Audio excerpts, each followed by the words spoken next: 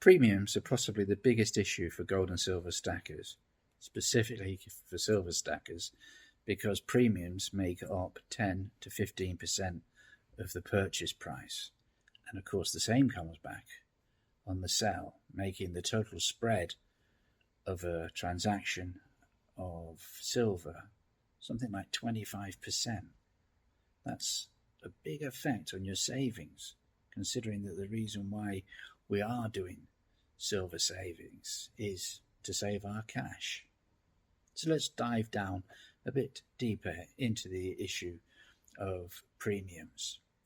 Now, it affects the selections that we make. I choose British Britannias, might be Maples if you're in North America, because the premiums are less on the purchase end of the deal when you buy British Britannias and Maples than if you were to buy, say, the American Silver Eagle. But if we look over the whole deal, then, which is the spread, then depending on how you buy it and where you buy it, might turn out that the deal of the American Silver Eagle is not such a bad thing in North America, in the USA. So let's look into it a bit more. So premiums aren't just a hike, an extra. They are the transparency on what it costs for the transaction to take place. It's the cost of the marketplace. Competition between gold and silver coin shops, the local coin shops, or even the general marketplace with bullion dealers, prevents just hyping up the price to whatever they want, what they feel they deserve. So competition keeps that down. It's the race to the bottom, as it were. And it kind of explains why the premiums on silver are a lot higher than they are on silver than they are on gold. But it also explains why the premiums on an American Silver Eagle are dearer than they are on the Britannia and than the Maple. And that's because there's enough demand for the American Silver Eagle that they can afford to charge more.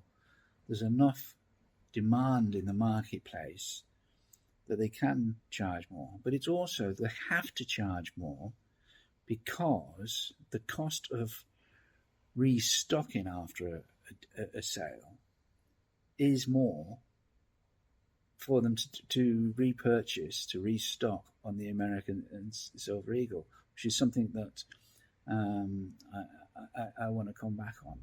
So when you see the buyback or the sellback price listed on American Silver Eagles, you see it nearer to spot because they want to buy back your Silver Eagles generally because they know they can sell it. The demand for them is so high.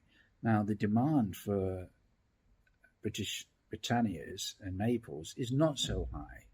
So they're not so certain that they're going to sell it so quick, which is why they have to be more competitive on the premiums when they're selling them out the door on your buy side.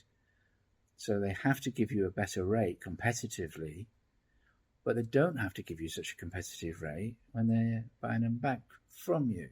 So generally the spread evens out in that situation.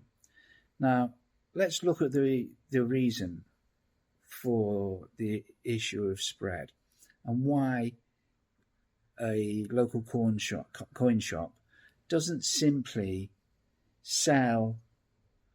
Why does a coin shop sell silver and gold, for that matter, or any precious metal? Why does it sell it at a premium on spot? Why doesn't it simply sell lower to get more to get more trade in? If it could do that, well, for one is it would be doing itself out of a profit margin, doing itself out of business, and therefore it wouldn't sustain its business, and therefore it'd go out of business. But when it sells a coin, it doesn't simply try to, it has to sell it at spot at that time in the marketplace, plus whatever the competitive rate for the premium is. It's not saying, well, I bought this silver coin, this particular coin, 2 years ago, and at that time the spot for silver was $10, so I'm now making at $29 for silver spot. I'm making a $19 markup already, and I don't really need to charge a 10 or 15% premium because I've already made up my profit on buying earlier, cheaper, and now I'm selling more expensive.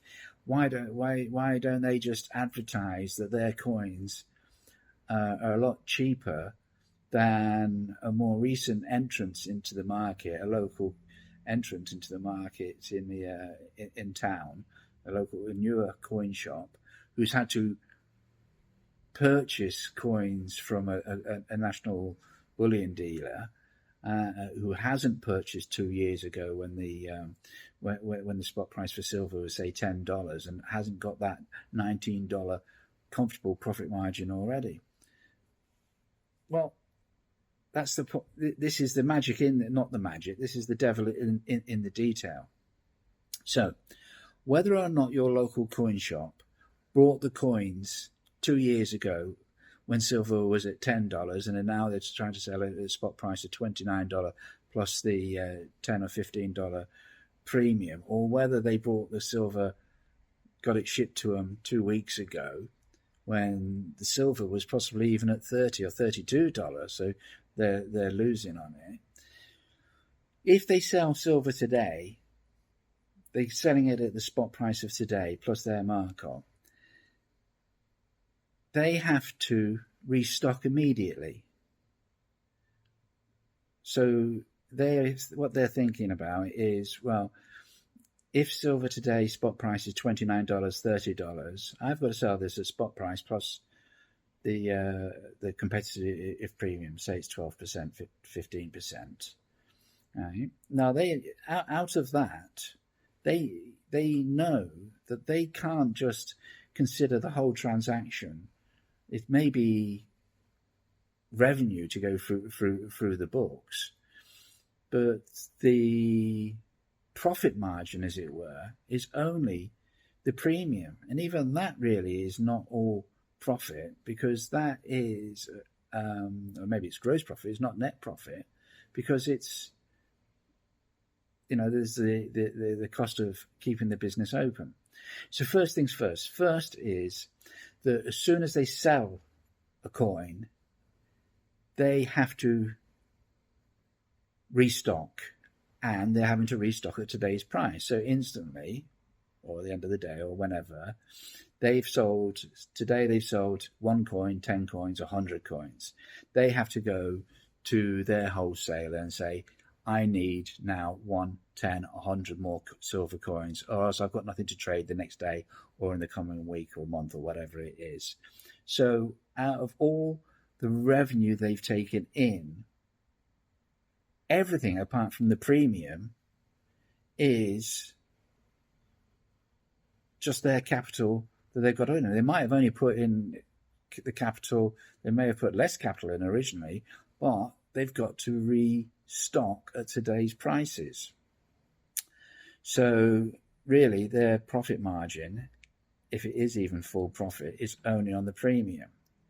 So then let's look at what is their profit margin. Now, if they're an LCC in America, a limited company elsewhere, it's not all profit to the local coin shop itself. He's obviously got expenses, electricity, rent, salary for staff, and he may be paying himself a salary, limited. So then really the company itself is not making much profit, and potentially is actually declaring a loss because that's the best way not to have a tax year or taxes to pay in that year. And he wishes to defer taxes by making losses. He'll have all sorts of tax things to consider. He may decide that a certain percentage of earnings he will pay himself, because as long as he's within a threshold of his income, he only wants to pay himself so much money. You know about Warren Buffett, only pays himself $100,000 a year, pays for his own mortgage, pays for his own car, he buys himself a hamburger or whatever every day. He probably takes his wife into town for a restaurant on a Friday night. But let's face it, he wants a vacation. He wants to go to New York. He's going to New York all the time. If he needs to go to an international holiday, he's going on an international holiday. He's going on the company jets or whatever. You know, everything else, he stays in company business expenses. So he's kind of covered. And the same with the local coin shop. He'll pay himself a salary, as with any small business, up to the point of which he's within a threshold of not going into a higher tax range. Then the company is going to be getting charged taxes on profit, assuming that it's actually claiming to have made a profit. And of course, then there's capital gains. It will play the game like that. Right, that's going into a whole another detail. Now, why does the coin shop not take the full profit on the purchase and just buy cheap, sell expensive? Well, as I say, he has to restock or else he's going out of business.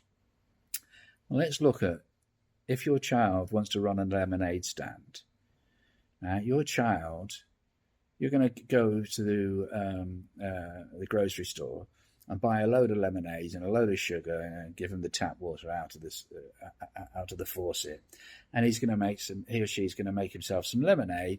And at the end of the day, standing outside the garden path to your neighbours, they're going to be very nice and generous and buy some disgusting lemonade off your child. At the end of the day, the child's going to make himself $10, $100, whatever, and he's going to go out of business at the end of the day, and you're going to say, well done, Johnny, well done, Sarah, keep the money, or he's expected to keep it anyway, and that's it. He's not going to go down to the store and buy himself some more sugar, buy himself some more lemons, and try and go back into business the next day.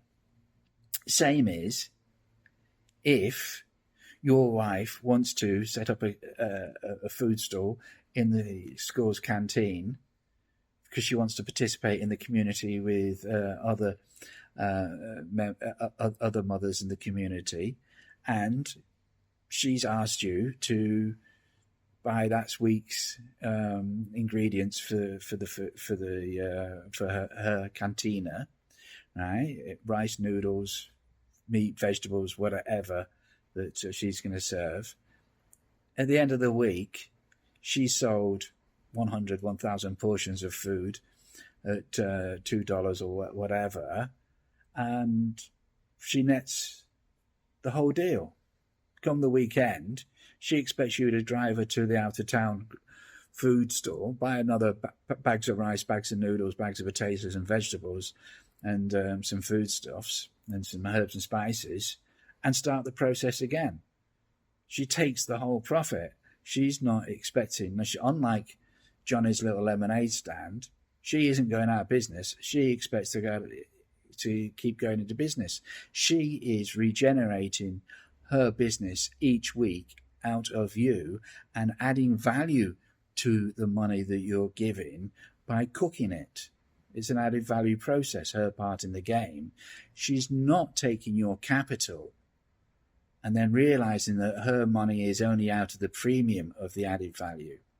She's actually saying, I expect you to bail me each month or each week to totally regenerate my business. So that's why the premiums are an important part of the business in the gold and silver coin shop.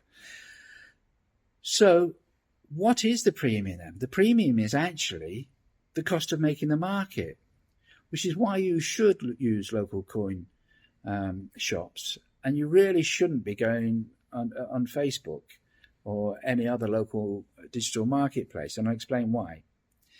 You see, the premium is the cost of making the marketplace, and what a coin shop dealer is doing is he's making a place of trade, a safe place of trade, a place that you develops his own brand, but it's a place where you think it's safe. It's a place where silver that he purchased, he has tested and is putting his reputation on the line, that you trust that any gold or silver that you buy from him is genuine gold and silver, because if it doesn't, then his reputation goes down, or he has to buy back anything that you can prove that was dodgy.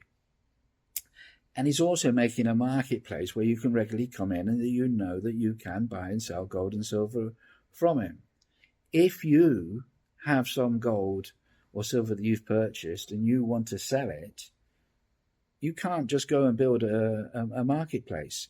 Yes, you can advertise your silver coin or gold or silver coin on a Facebook marketplace, and you can use competitive laws of supply and demand to try and get it up to and get your premiums back by saying to somebody, look, if you go to a gold and silver shop, you're going to have to pay spot plus 12% premium. Come to me and you only have to pay 10% premium. You've got yourself a saving.